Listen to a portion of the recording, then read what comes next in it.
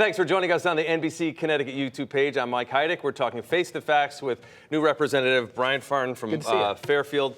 We're talking transportation and some of the other issues facing here in Connecticut. Let's talk transportation. Fairfield has one of the most congested sections of I-95 basically on the eastern seaboard. Long overdue as far as the amount of volume and what that road can handle. Yeah. How do we try to start fixing that? It's a big project. Well, the good news is I think both parties agree that something needs to be done and that infrastructure as a whole has been underinvested in this state for 30 years, maybe even longer.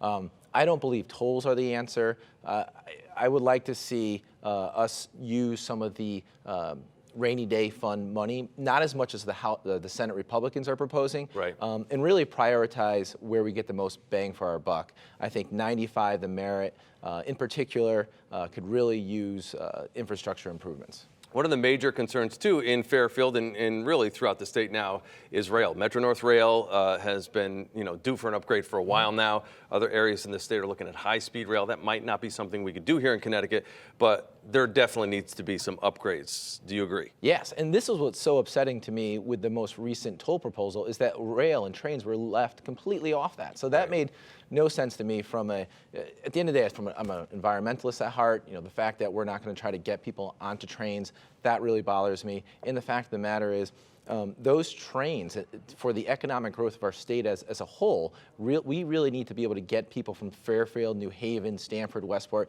into New York City in less time.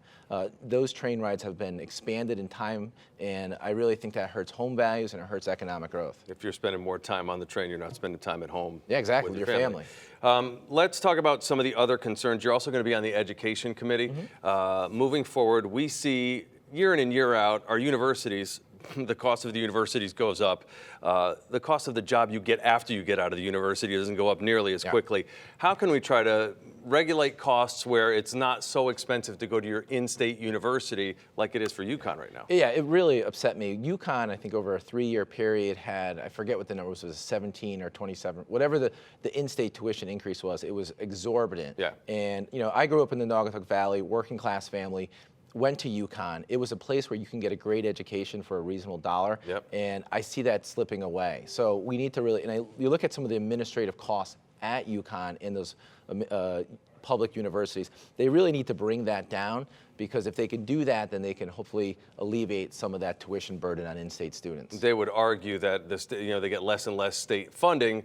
But then on the other side, you see a multi-million-dollar gym they just built in the middle of campus. And they say, well, those are apples, not apples to apples, because one comes out of one pot, it's a lot of money. Yeah, and that's not even, I don't try to get too focused on, what a coach is making or a new, facility. I look at just the administrative costs as a whole compared to other universities that are similar situated. And UConn doesn't really do well in comparison to some of those other public universities. So that's where I would be focused. Another thing that's on the board as far as education is concerned, the possibility of free community college, 2-year community college. Some of the critics will tell you that's really just a short-term fix to get more people into seats in there. But a lot of them don't finish those 2 years or matriculate onto a 4-year degree. So it's a bigger picture that we need to handle. How do you feel about it? Well, very few things in life are free. So I am open to hearing those proposals, and if we can use federal money for for most of it, that's great. But right now our state is broke, so any new kind of spending, I'm really going to be kind of hesitant on. Got it. All right, thank you so much. Nice to meet you. Thanks for joining us on Face the Facts. This is Face the Facts with NBC Connecticut.